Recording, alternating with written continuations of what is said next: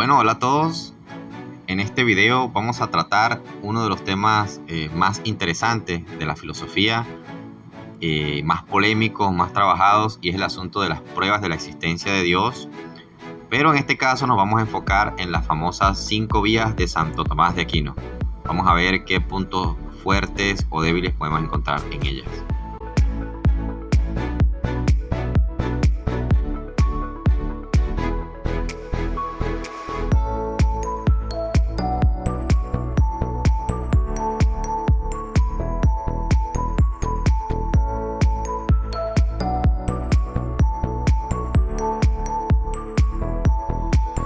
Lo primero que podemos empezar diciendo es que la palabra Dios es un mero nombre. Por sí mismo, como tal, no significa nada. Es un nombre como cualquier otro nombre. Podemos poner cualquier conjunto de letras y hacer sonar una fonética y dar la expresión de un nombre. Como tal, la palabra Dios no significa nada. Por eso va a decir Hegel que debemos deshacernos de ese nombre en la filosofía. Y lo que vamos a buscar más que todo es que la existencia del nombre Dios es qué es eso o qué significa y qué es lo que las vías están queriendo demostrar. Sin más preámbulos, Santo Tomás inicia su argumentación de las 5 vías con la famosa primera vía, que es la que se deduce del movimiento. Va a decir Santo Tomás: la primera y más clara es la que se deduce del movimiento, pues es cierto y lo perciben los sentidos que en este mundo hay movimiento, y todo lo que se mueve es movido por otro.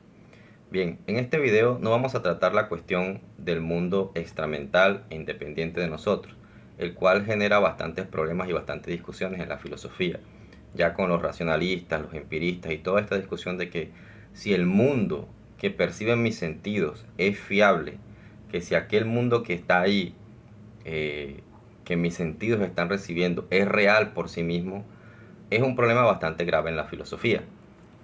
La idea de que las cosas existen independiente del sujeto ha sido bastante tratada y discutida si realmente podemos asegurar un conocimiento de las cosas reales y sensibles.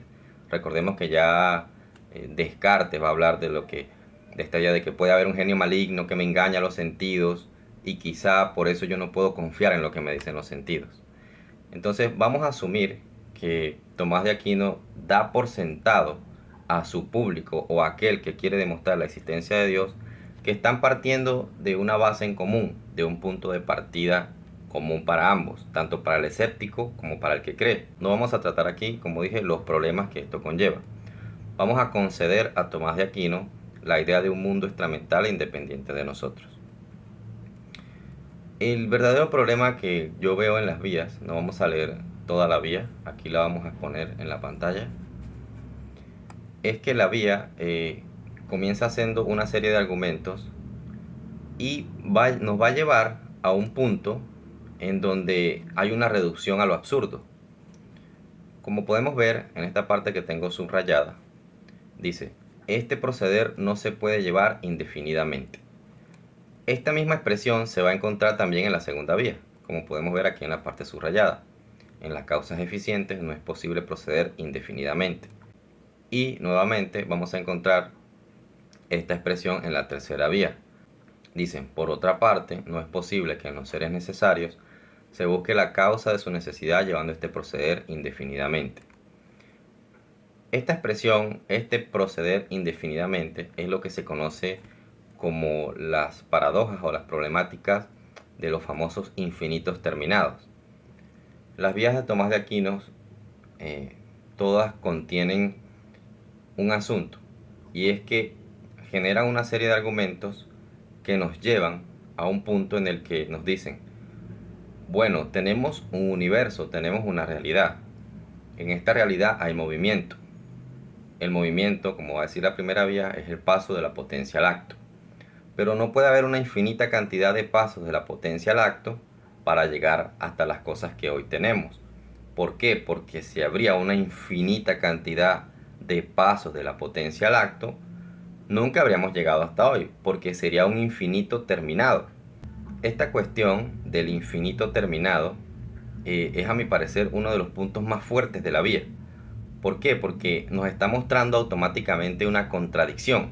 Entonces, claro, al tener esta cuestión del infinito terminado, esta contradicción lógica, esta reducción a lo absurdo al que Tomás de Aquino nos ha llevado, de manera automática Tomás de Aquino viene y propone la existencia de Dios como la solución a esta paradoja a la que él nos ha llevado. Y en este sentido, Santo Tomás tiene razón. El infinito terminado es un absurdo. Pero vamos a ver cómo esto, para Tomás de Aquino, genera un problema para él mismo.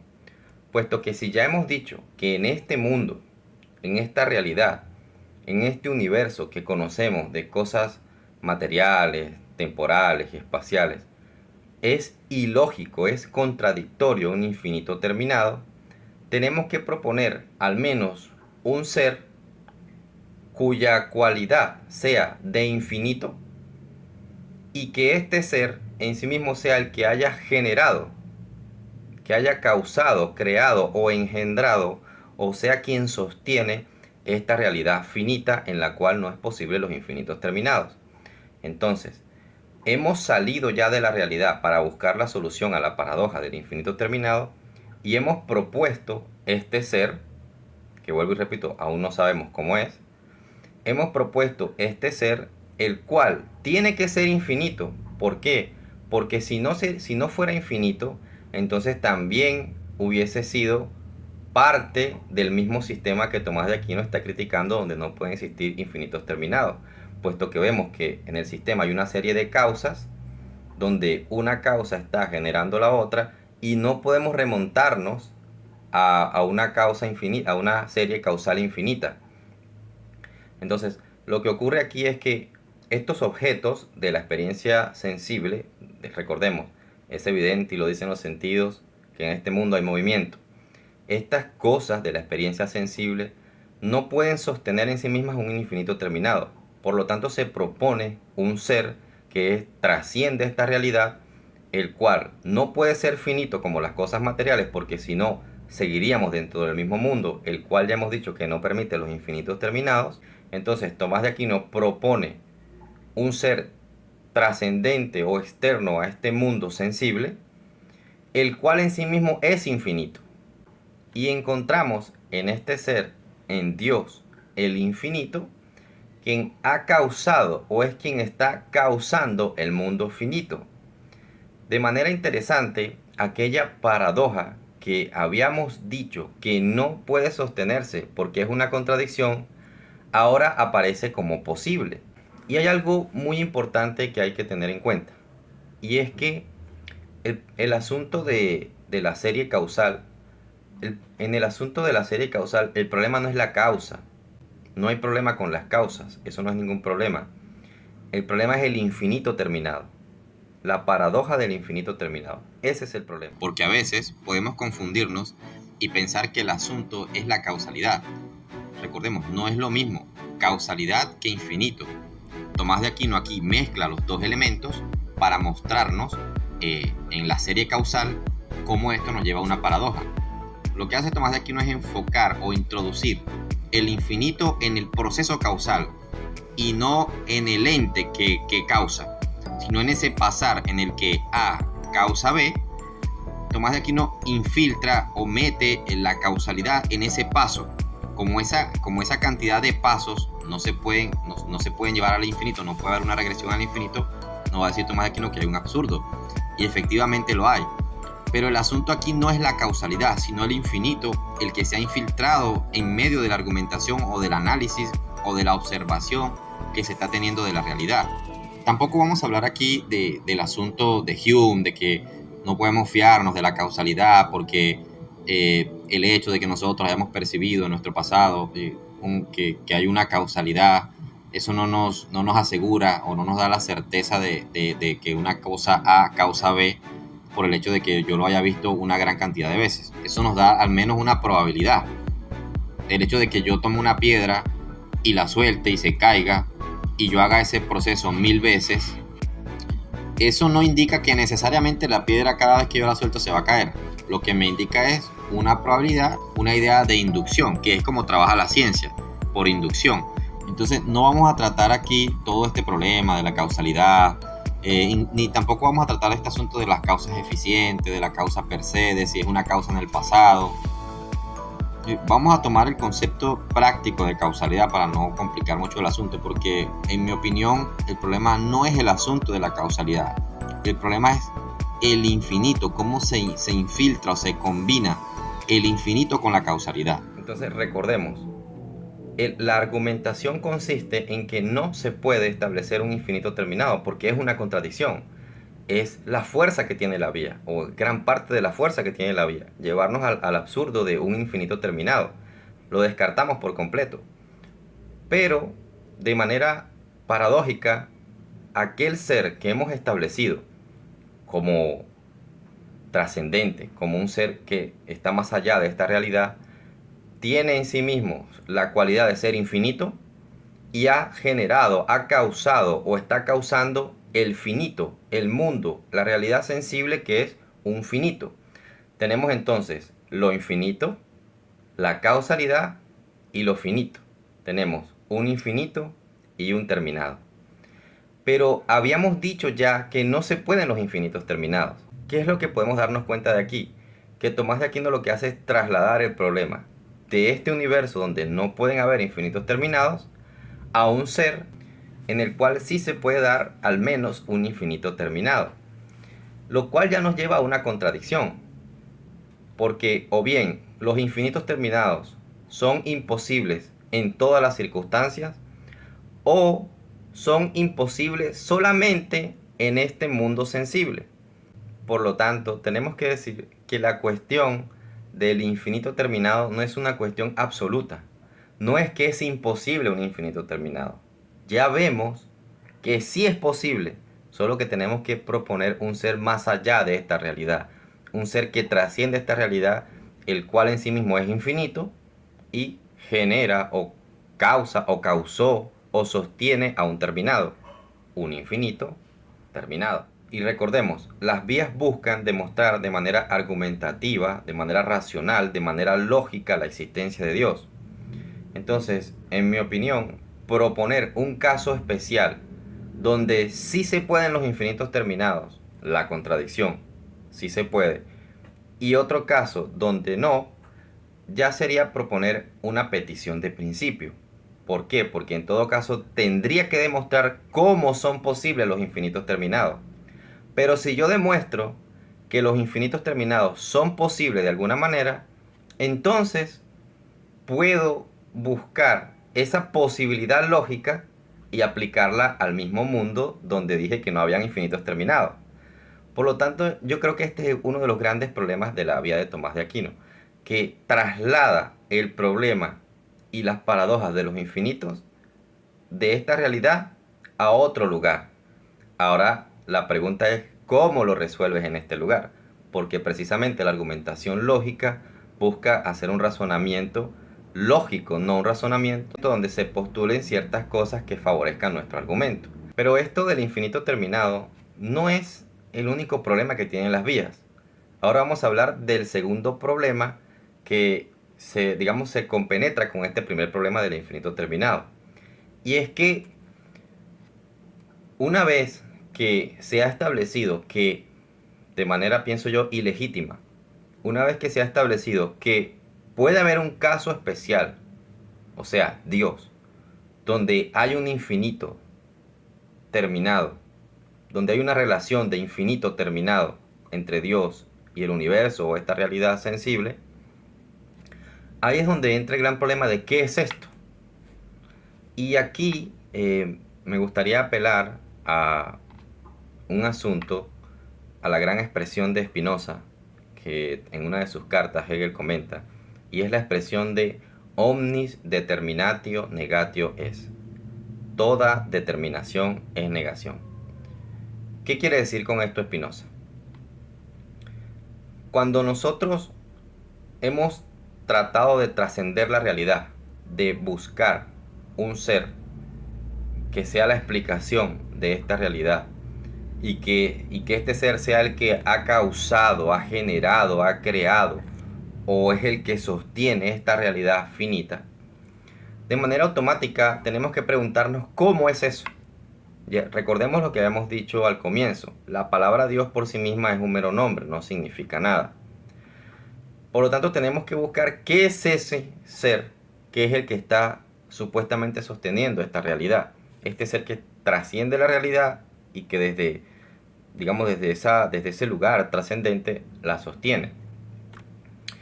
En la expresión de Spinoza de que toda determinación es negación, nos está queriendo decir Spinoza que cada vez que nosotros establecemos algo, lo establecemos siempre en relación a la negación de otro.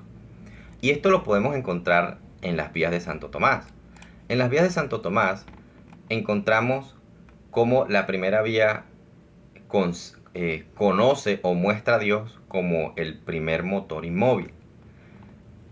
Si nosotros nos ponemos a pensar por un instante, las nociones de primero, de motor y de móvil son nociones de esta realidad.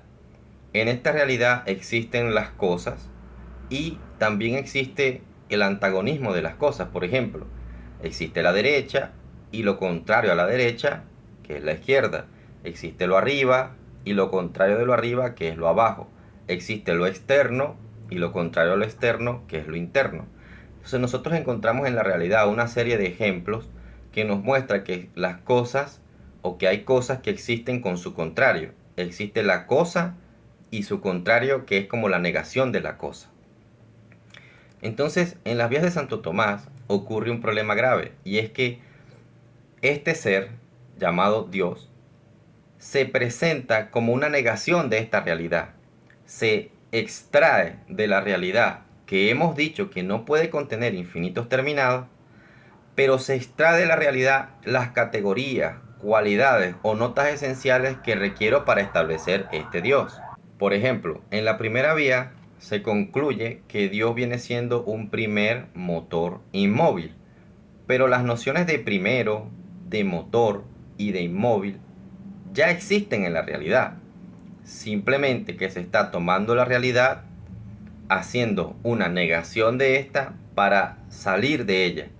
Pero para yo poder trascender la realidad de manera interesante, es lo que yo digo como que toman características y cualidades de la realidad como que de contrabando, como que, bueno, vamos a proponer un ser que explique la realidad, pero vamos a tomar a su vez características o elementos de esta realidad para construir este ser.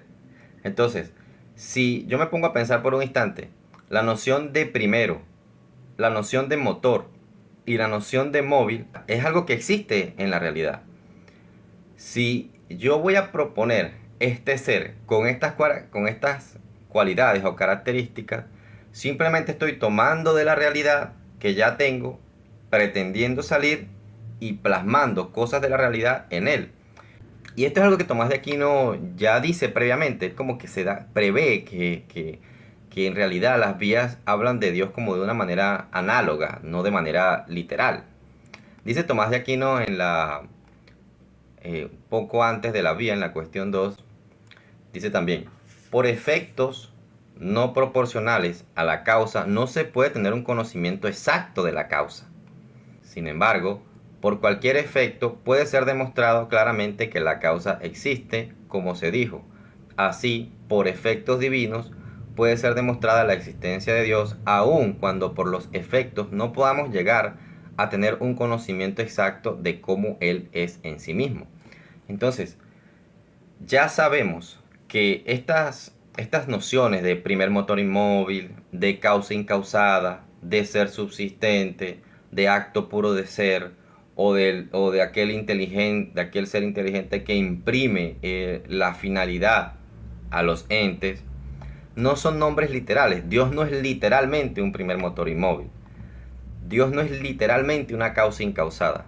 ¿Por qué? Porque estas nociones salen de la realidad. Dios no es literalmente un ser subsistente, porque la noción de subsistir solo aparece en mi intelecto cuando yo veo seres que son contingentes. Entonces, la contingencia, cuando yo la niego, me genera a mí la subsistencia. De manera tal que si yo elimino la contingencia, no puedo obtener la subsistencia. Por eso es que dice Spinoza, toda determinación es negación. Cada vez que yo establezco algo, lo establezco negando lo otro. Pero si yo niego lo otro para establecer algo, entonces necesito lo otro. Por eso es que dice Spinoza, toda determinación es una negación. De manera tal que si yo elimino esto, entonces ya no tengo cómo establecer esto. Es como la derecha. Si yo establezco que existe la derecha, es porque tiene que existir la izquierda. Si eliminamos de la existencia absoluta, tanto en pasado, presente, futuro, en toda la existencia, la izquierda, la derecha nunca existiría. La derecha solo existe en relación a su contrario, a su negación hacia la izquierda. Entonces, esta determinación que hace la vía de establecer un ser más allá de esta realidad, la hace precisamente utilizando esta realidad.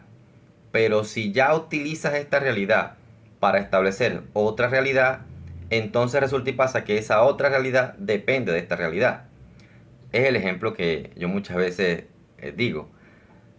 No puede existir un creador sin que haya creado nada. La noción misma de creador implica que tiene que crear algo. No puede existir una causa sin que haya causado nada. La noción misma de causa implica que has causado algo. Entonces, esas nociones de creador, de causador, de primer motor salen de la realidad, se extraen de ella, la niegan para determinar algo distinto de ella. Pero de manera paradójica, aquello que están formando, lo están formando con la misma realidad. Entonces, ¿qué viene siendo Dios?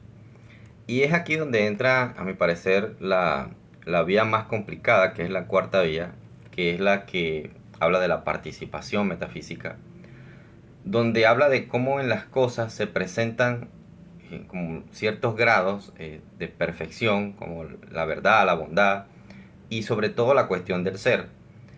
Se dice que las cosas son, pero son al modo de su esencia. O sea, las cosas tienen el ser, pero de manera determinada, de manera finita en las cualidades esenciales de la cosa. Por ejemplo, el perro es, pero al modo de perro.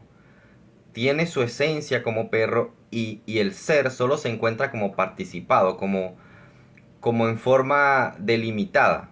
De manera tal que si quitamos la esencia de perro, tendríamos aquel ser puro.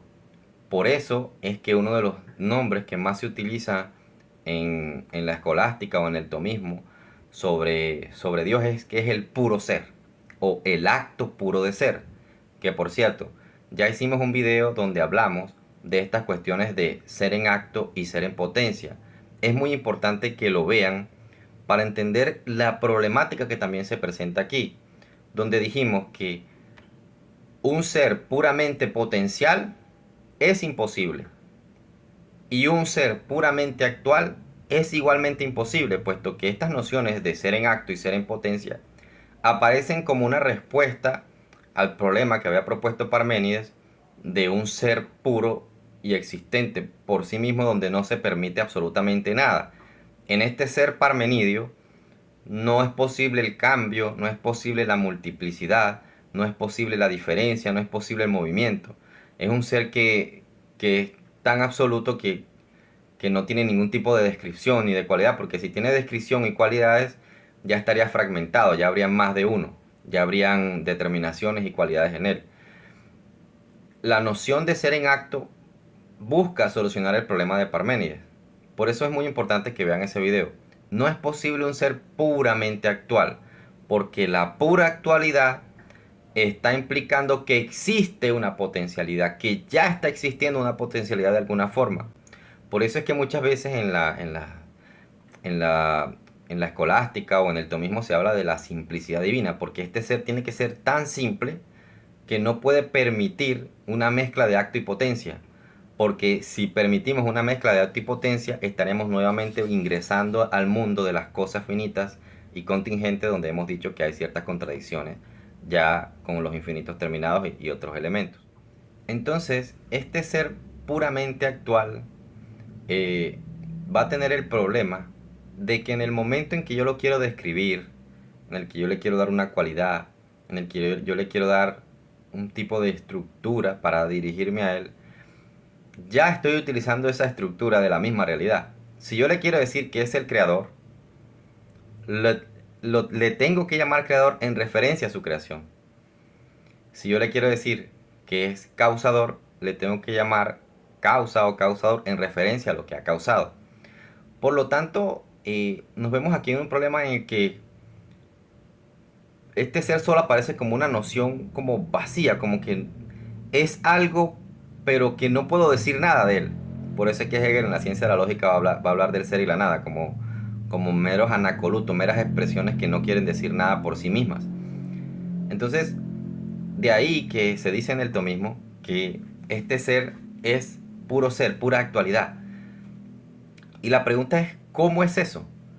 Porque a menos de que caigamos como Crátilo, que señalaba así con el dedo, que hacía así, porque claro, es que en el momento en que tú lo describes, ya entraste nuevamente a la realidad que estabas negando, que estabas proponiendo como que no puede dar explicación de sí misma. Ya en el momento en que tú lo señalas, como que ahí, ya estás generando una relación de interdependencia, porque lo señalas con respecto a ti. Dice, está ahí, o allá, en aquel lugar. Como que ya lo ubicas en una relación con un otro. Como que ya cuando digo, este ser es independiente de nosotros, utilizo el nosotros para mostrar esa independencia, lo cual es una contradicción, porque ya genera en sí una dependencia. Este problema de la determinación es, a mi parecer, uno de los grandes problemas que tiene este ser del teísmo clásico. Y este ser parece ser una especie de ser solipsista. Ahí caemos en el problema del solicismo que tienen los racionalistas. Como que es, pero no puedo decir nada de lo que es. Es, pero no puedo decir qué es. Es al mismo tiempo algo que no es.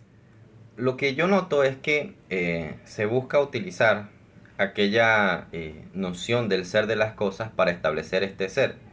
Una vez alguien me decía que lo primordial o aquello primero que nosotros conocemos de las cosas es que son algo. El perro es algo, el árbol es algo, la partícula es algo, las cosas son algo. Pero ahí ya nos encontramos en otra contradicción. Cuando yo digo las cosas son algo, estoy estableciendo las cualidades de las cosas para luego establecer que son algo. Es como que si yo digo el árbol es árbol, primero ya establezco lo que es un árbol para luego establecer qué es. Pero si yo digo no, primero es y luego es árbol, entonces estoy diciendo que antes de que yo quiera ver el árbol, hay algo distinto del árbol.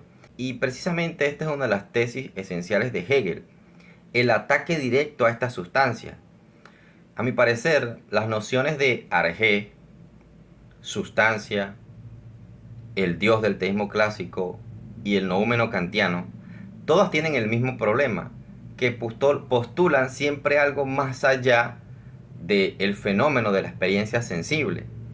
Claro, puesto que el fenómeno de la experiencia sensible también tiene una serie de problemas, los cuales vamos a tratar más adelante, pero cuando yo postulo una sustancia distinta e independiente de las cosas, nos va a decir Hegel que en realidad esa sustancia yo la estoy haciendo aparecer con las cosas. Cuando yo digo, lo verdadero de un perro, por ejemplo, no son sus accidentes, sino sus notas esenciales, yo estoy diciendo que existen unas ciertas notas esenciales que sostienen los accidentes, que aún yo eliminando los accidentes podrían quedar esas notas esenciales. Por eso también les propongo ver el video cuando hice la crítica a Enrique, cuando hablamos de las sustancias, las cosas y los accidentes. Cómo aquellas llamadas cualidades o características terminan disolviendo aquella sustancia. Y quiero traer a colación un dicho muy conocido por ahí, que se dice que Nietzsche mató a Dios. Pero en realidad los dos grandes arquitectos de esta idea de matar a Dios o de matar una sustancia independiente fueron Hegel y también en parte Spinoza, cuando propone su idea de la sustancia que se manifiesta en infinitos atributos. Spinoza va a ser aquel que va a renegar de toda sustancia individual existente por sí misma. En Spinoza la sustancia es si se manifiesta, si no se manifiesta no es nada. Cuando Hegel critica en la fenomenología a Kant, va a hacer una alusión a este concepto de algo más allá de esta realidad sensible. Y es cuando Hegel habla del mundo suprasensible. Dice en la fenomenología Hegel lo siguiente: pero lo interior o el más allá suprasensible ha nacido, proviene de la manifestación y esta es su mediación. En otros términos, la manifestación es su esencia y es de hecho lo que la llena. Lo suprasensible es lo sensible y lo percibido, puestos como en verdad lo son, y la verdad de lo sensible y lo percibido es empero el fenómeno. Lo suprasensible es, por tanto, el fenómeno como fenómeno. ¿Qué nos dice Hegel con todo esto? Ahí Hegel está atacando a Kant, pero en mi opinión también ataca directamente esta idea del teísmo clásico. Y es que cuando yo propongo una sustancia que sostiene los atributos esenciales de las cosas y que esa sustancia existe por sí misma, puesto que la cosa en sí misma tiene problemas, es el problema que tenían los empiristas de que decía que las cosas solamente eran lo que conocían nuestros sentidos. Cuando yo propongo una sustancia que trasciende las cosas, en realidad nos va a decir Hegel que las mismas cosas son las que nos están llevando a esa sustancia. Puesto que si yo eliminara todas las cualidades, por ejemplo, de un perro, no tendría cómo llegar a aquella sustancia perro. De manera tal que aquella sustancia de perro está apareciendo, dice Hegel, de manera interesante como el fenómeno de un fenómeno. Entonces, aquello que yo digo que no es lo verdadero, la experiencia sensible, sino que hay algo que lo sostiene, resulta y pasa que esto que no es lo verdadero es lo que está haciendo aparecer lo verdadero. Pero ¿cómo es posible que lo no verdadero sea lo que haga aparecer lo verdadero? Si ya hemos dicho que esto no es lo verdadero, sino la sustancia. Vemos pues que esto es una contradicción. Hegel es aquel filósofo que ha renegado de toda sustancia individual. Las cosas por sí mismas y de manera independiente no pueden existir. Las cosas no existen, va a decir Hegel, en y por sí mismas, sino siempre en un conjunto de relaciones fluidas en toda la realidad. Entonces nos damos cuenta de que siempre proponer un ser independiente de la realidad nos lleva a una paradoja, y es que utilizo aquella realidad de la cual quiero ser independiente para independizarme de ella. Cuando yo digo que voy a encontrar un ser que trasciende la realidad, que es trascendente, cuya cualidad intrínseca es ser trascendente, necesito aquello por lo cual trasciende. Porque si yo elimino la realidad, no tiene dónde trascender. Sería una especie de vacío intuido. Pero esto nos lleva a un problema, y es que no hemos resuelto la contradicción. Efectivamente, Tomás de Aquino da en el clavo al llevarnos a una reducción a lo absurdo, al mostrar una contradicción. Pero a lo largo de la historia de la filosofía, los filósofos han tratado la contradicción como su problema, como aquello, como que intenta mostrar todo un sistema filosófico perfecto donde no hay contradicciones. Y cuando aparece una que otra contradicción por ahí, como que dicen, bueno, sí, pero bueno, aquí lo podemos acomodar de cierta forma, y como que lo meten debajo de la alfombra. Bien, conozco un filósofo que no intentó resolver la contradicción, que no la rechazó, sino que la tomó como su fundamento filosófico, y fue Hegel. Precisamente Hegel es el que ha dicho que la realidad en sí misma es contradictoria, que existe en la realidad de manera intrínseca, de manera inherente a ella, la contradicción, como algo que no solamente que es malo, que es negativo, sino que es lo que hace que la realidad esté moviéndose y desarrollándose en sí misma. Por eso quiero leer una de las frases que a mi parecer es de las más impresionantes de Hegel, que se encuentra en el prólogo de la fenomenología, donde habla de cómo la realidad en sí misma tiene en sí misma su negación, tiene en sí misma su contraposición, y es precisamente esto lo que hace el motor de la realidad. Efectivamente, no puede haber un infinito terminado, pero asimismo tiene que haber un infinito terminado. La contradicción existe en la realidad. Por eso es que Kant no puede avanzar y se queda en las famosas antinomias de la razón, porque Kant no acepta o no puede sobrellevar sobre sí mismo la idea de la contradicción, porque todos los filósofos han tratado de resolverla, cuando en el fondo ha sido el motor mismo de la realidad.